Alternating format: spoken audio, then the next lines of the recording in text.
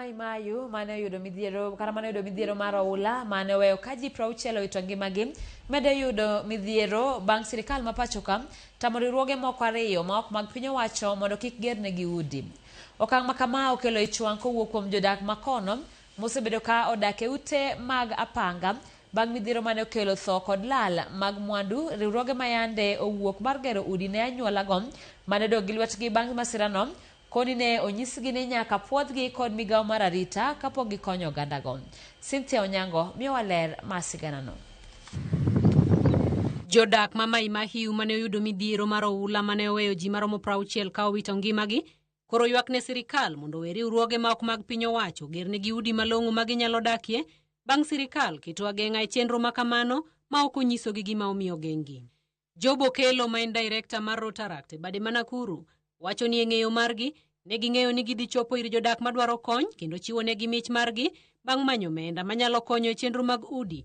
To kata kamano chenro margi ne ochungi kendo nyisgi ni mondo gibed kod tudruok kod tend bad migawo mar arita mondo migi thuolo mar dhi nyime kod chenro ma kamano.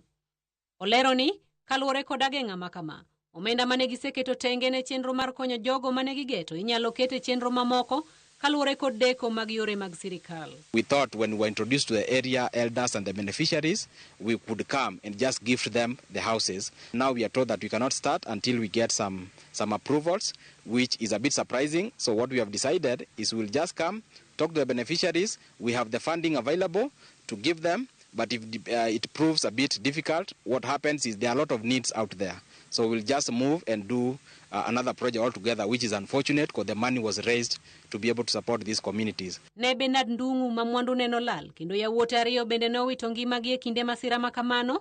Owacho ni ma ok en okang' makare kaluwore ni jatend piny William Ruto wuon ne olimo gwengego bang' midhiero mar oula kendo singo ni biro migi kony madwarore. To nyaka sani onge gima sirkal osetimo ka imedo mana keto ageng'a ne joma chunygi ng'won madwaro konyogi. I lost my lad, my house with all the households, but even most painful, I lost my 2 sons, who I miss very much up to date.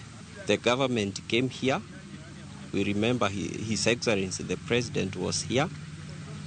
And while here, he promised us that his government will resettle all the victims. We don't understand why the government would, one, fail to resettle us, and they have all the resources.